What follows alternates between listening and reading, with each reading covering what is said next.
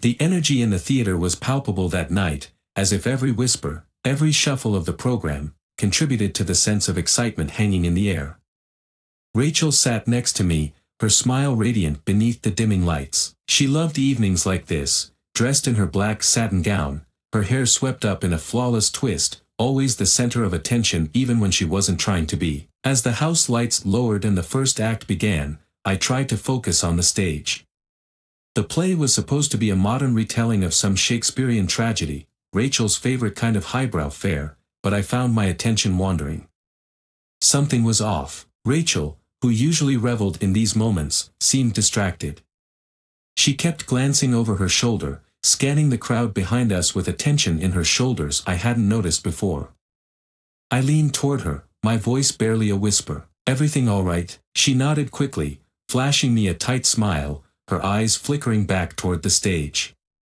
"Fine. Just nervous for the cast," she murmured. That wasn't it, though. I could feel the lie behind her words. She wasn't nervous for anyone but herself. Halfway through the first act, her distraction became more pronounced. She shifted in her seat, glancing more frequently toward the back of the theater. I followed her gaze, and that's when I saw him, Eric. He was sitting just a few rows back, and our eyes met for the briefest of moments before he looked away, a faint smirk curling his lips. I knew Eric. Everyone did. He was one of those people who always seemed to be around, weaving in and out of our social circle, never quite part of it but always close enough to be noticed.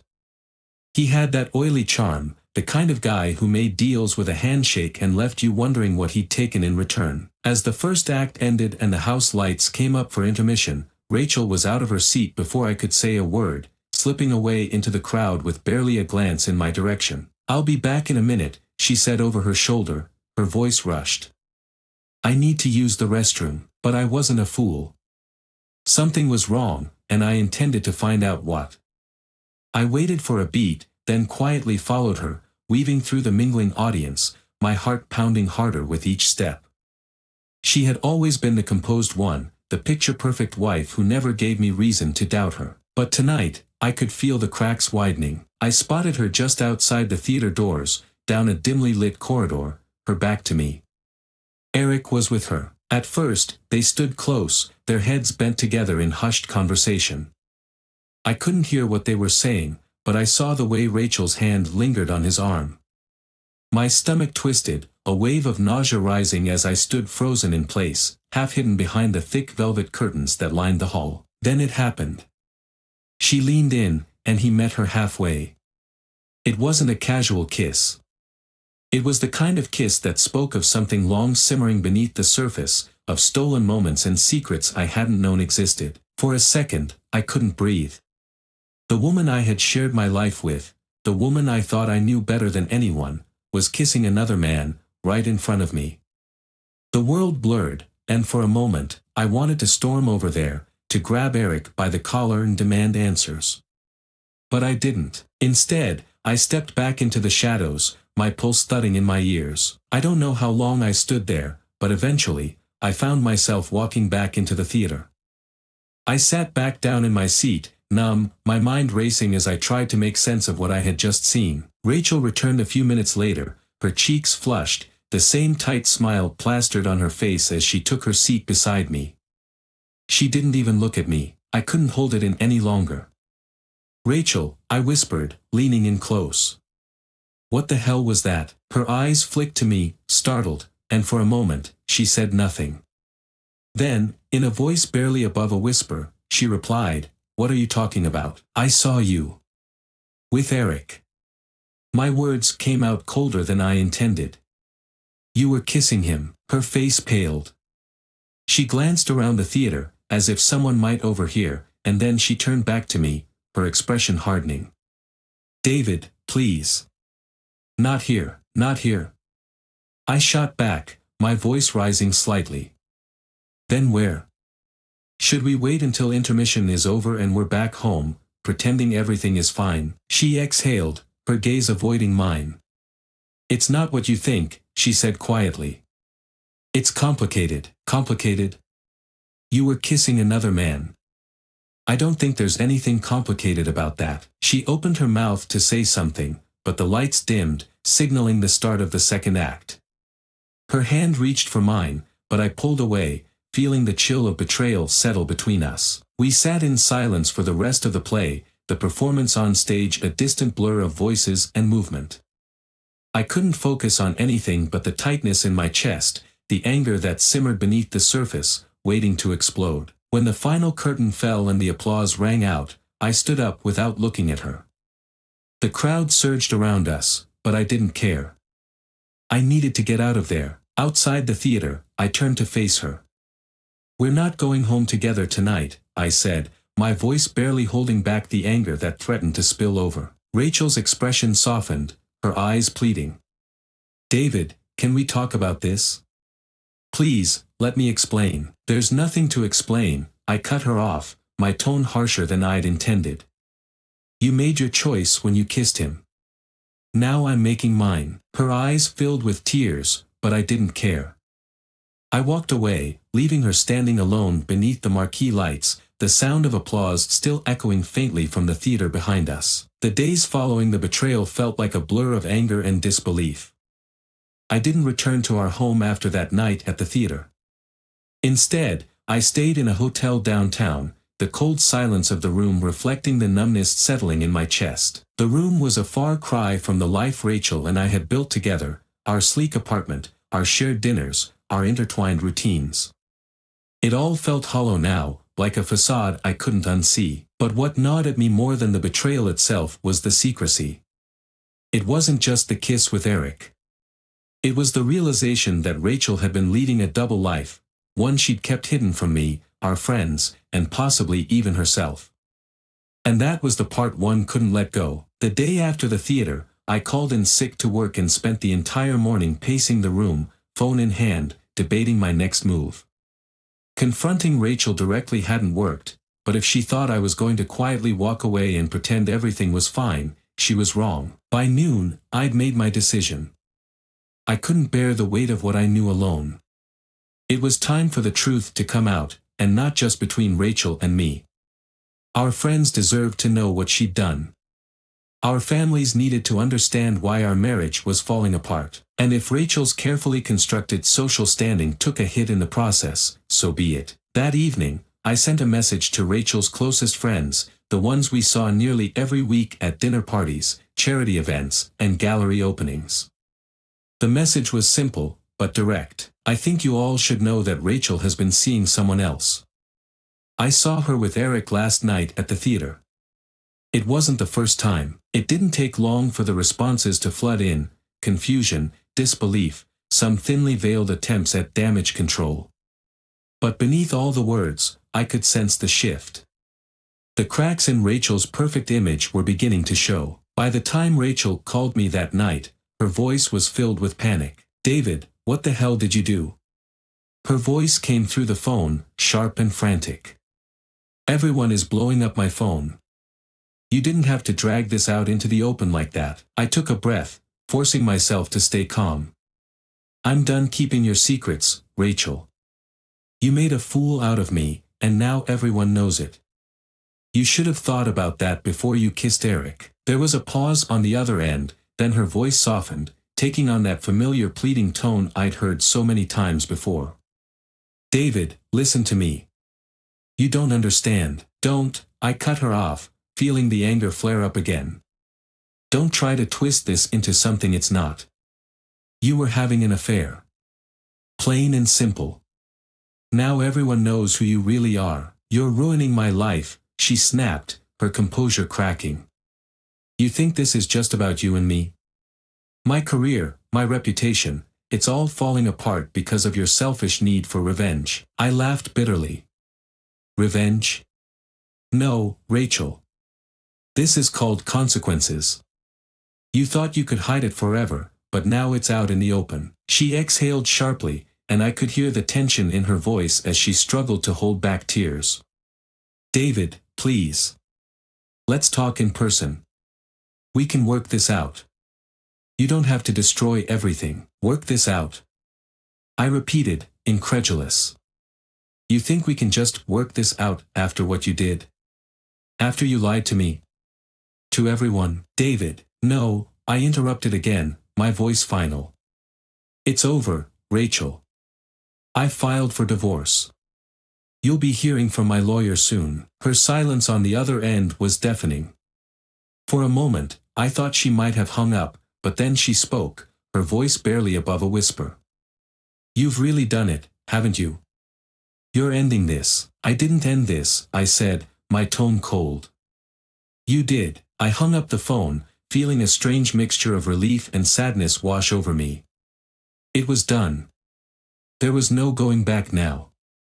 The cracks in our marriage were too wide to repair, and the life we had built together was officially over. The fallout was immediate. Within days, Rachel's career began to unravel. She worked in public relations, managing the images of high-profile clients, and her own credibility was the foundation of everything she'd built. But once word of her affair spread, clients began to drop her, one by one. The people she had once charmed with her polished exterior now saw the truth, and they didn't want to be associated with the mess. Our friends, too, were divided. Some rallied around her, offering sympathy and trying to downplay what she'd done. Others, like our mutual friend Karen, didn't hold back their disapproval. Karen had been one of Rachel's closest confidants, but even she couldn't ignore the betrayal. Karen called me a few days after everything had come out. Her voice was full of the awkward tension of someone stuck in the middle of a crumbling marriage. David, I wanted to check in. How are you holding up? I've been better, I admitted, leaning against the window of my hotel room. It's been rough, she sighed. I know. I've been talking to Rachel too, and, well, she's a mess. I don't know what to think anymore. I just don't understand why she'd do this. Neither do I replied, bitterness creeping into my voice. But it's too late for that now. David, do you think you could ever forgive her? I mean, I know it's fresh, but maybe. No, I said firmly.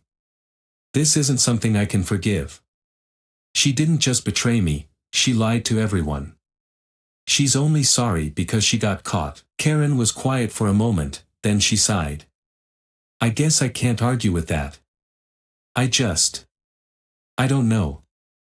I hate seeing this happen to you both. I swallowed the lump in my throat, fighting back the emotions that threatened to rise. Thanks, Karen. I appreciate you reaching out. Of course, she said softly.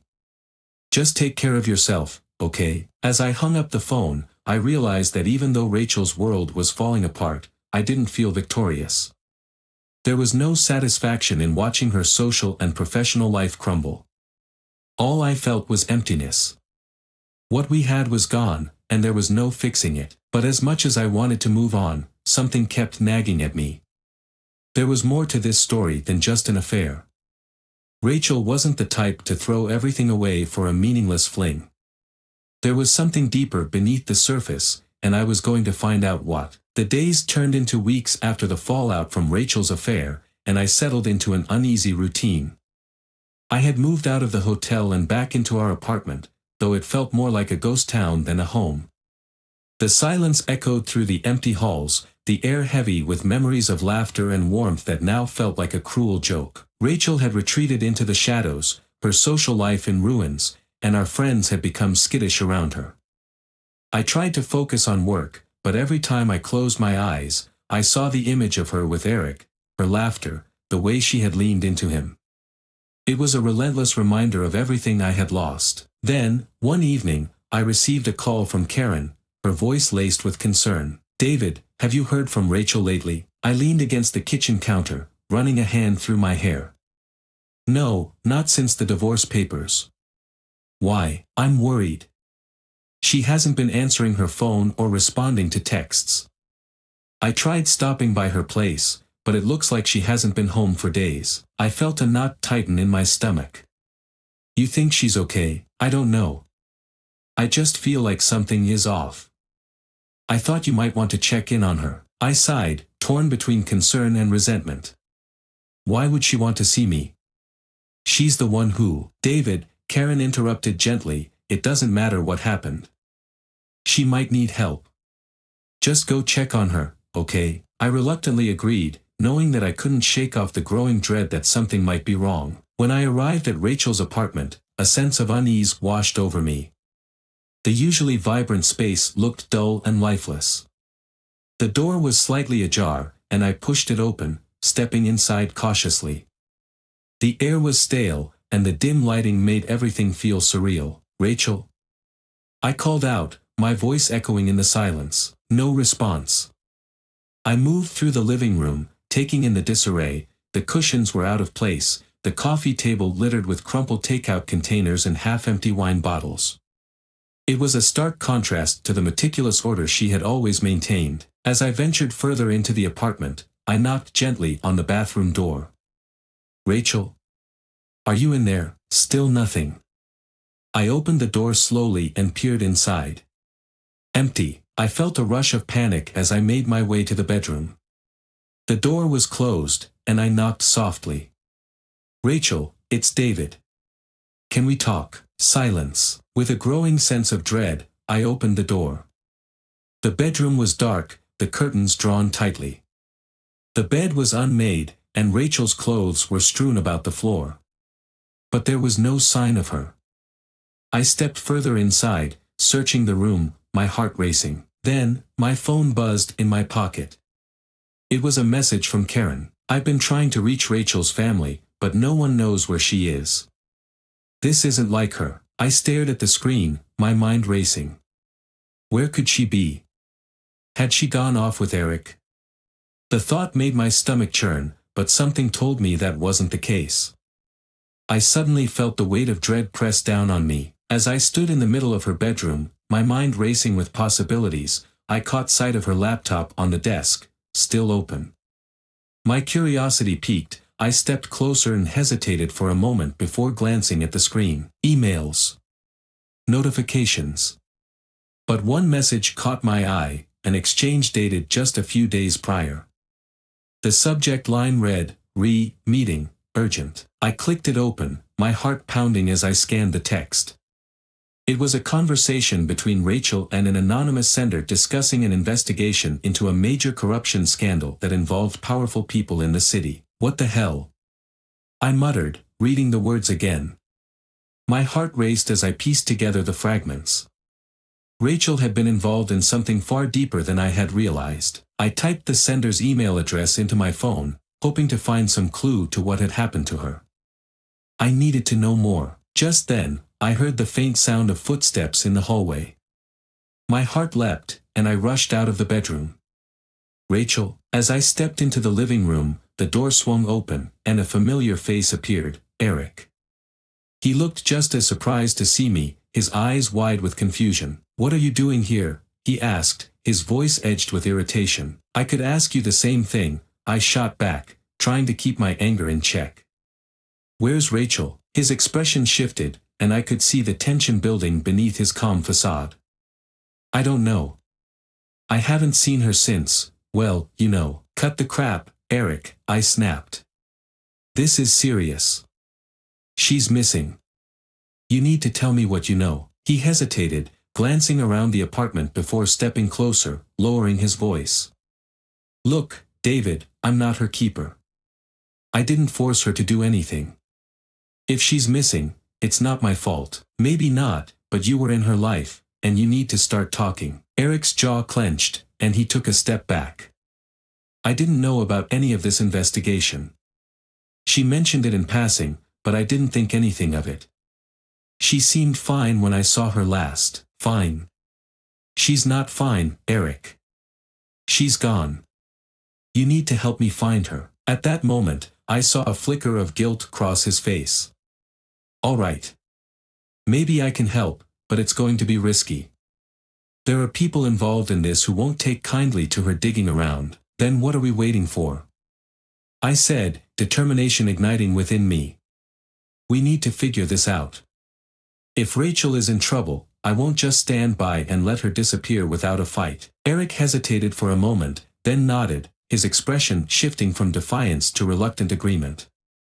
"Okay. Let's find her. But you need to trust me, and we have to be careful. This is bigger than both of us." I nodded, steeling myself for the confrontation ahead. Rachel had been lost in her own web of lies and secrets, but now it was time to untangle it. I was going to find her, and no matter what it took, I wouldn't stop until I did. The city felt different in the twilight.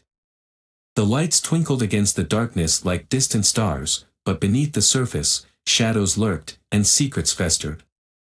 Eric and I sat in his car outside a rundown bar in a neighborhood I had only driven through once before. It was the last place I imagined Rachel would be, yet the whispers we had uncovered led us here, to the edge of something dangerous. "Are you sure about this?" I asked, glancing at him. "This place looks like it's hiding more than just bad beer and broken dreams." Eric shifted in his seat, his fingers drumming nervously on the steering wheel. "It's not just a bar. It's a front for some serious operations. People come here to talk business, business that's not on any ledger." I nodded, my heart pounding in my chest. "And you think Rachel got caught up in it?" "Possibly.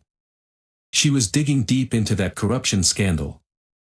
If she got too close, they might have noticed." His gaze flickered to the entrance. "We need to find someone who knows what's going on." I swallowed hard, anxiety curling in my stomach. "You think anyone will talk to us?" Eric smirked, but it didn't reach his eyes. "They might if we play our cards right.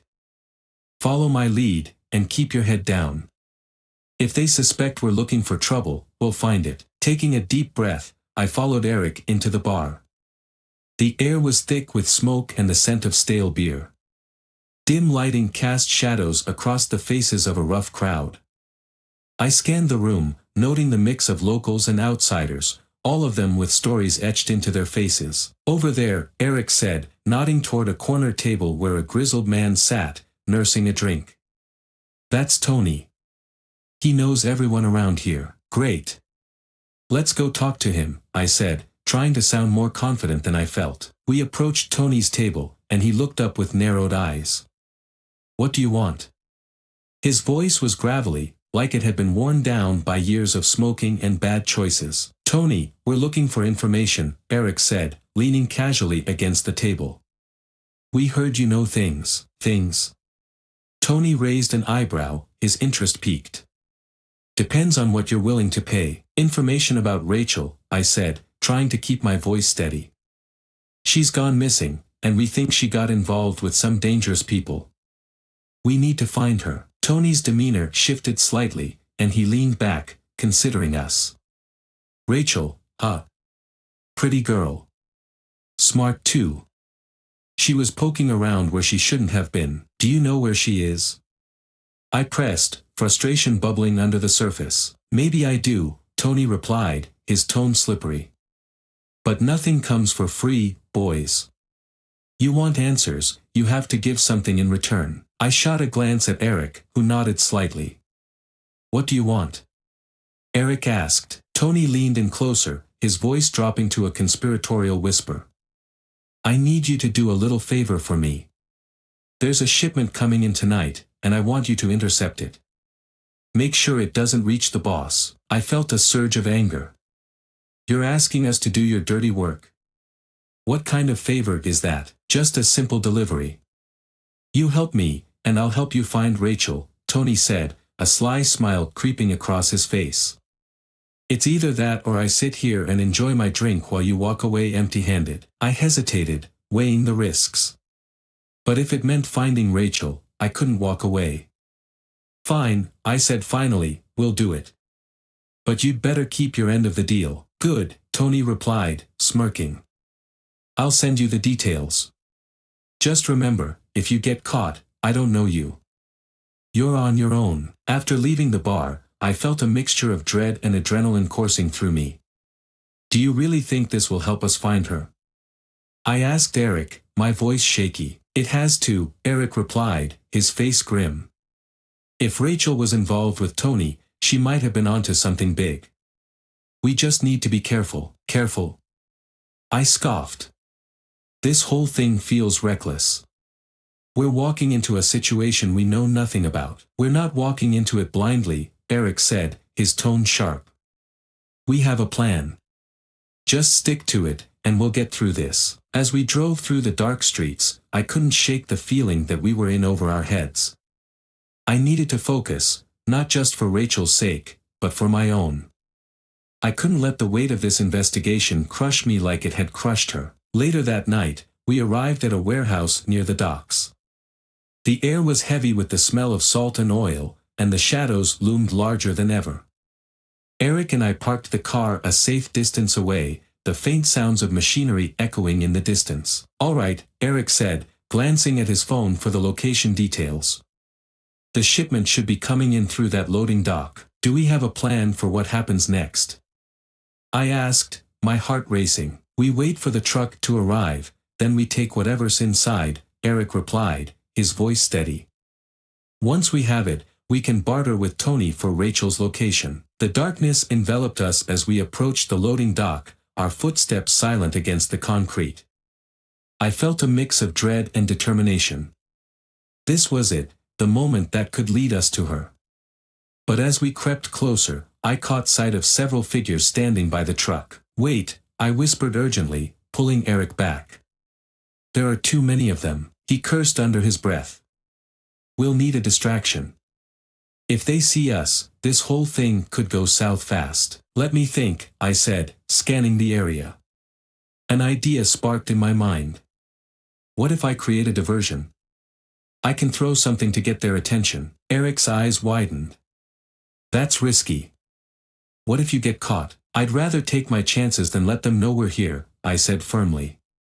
"If it works, we'll have the element of surprise." "All right," Eric relented. "But be careful." I moved quietly, my heart pounding in my chest as I picked up a small rock from the ground. I waited for the right moment, watching as one of the men turned his back to the truck. Then, with all my strength, I threw the rock against a nearby metal container, the sound echoing like a gunshot in the stillness of the night. The men jumped, looking around in confusion. "What the hell was that?" one of them shouted, his voice cutting through the air. Now was my chance. I gestured to Eric, and we dashed toward the truck, adrenaline surging through my veins. I reached for the door, my hands shaking with anticipation. "Quick! Get it open!" Eric urged, glancing back to see if they were following us. As I pulled the door open, I was greeted by darkness inside. "It's empty!" I exclaimed, panic rising. "Damn it!" Eric cursed under his breath, but before we could regroup, footsteps approached, heavy and purposeful. "Run!" I shouted, adrenaline pumping through my veins as we bolted away from the truck, heart racing. We ducked behind a stack of crates, breathless. The men were shouting now, voices booming as they searched the area. I pressed against the cold metal, my mind racing. "What do we do now?" I whispered, fear flooding my chest. "We have to go," Eric said urgently, glancing around. "They'll be looking for us." As we slipped into the shadows, I couldn't shake the feeling that we were in way over our heads. But I couldn't back down now. I had to find Rachel, no matter the cost. She had been tangled in something much larger than we'd anticipated, and it was time to uncover the truth. "Let's regroup," Eric said, his voice low as we slipped through the darkness. "We need a new plan, and fast." I nodded, determination hardening in my gut. "I won't let her down again."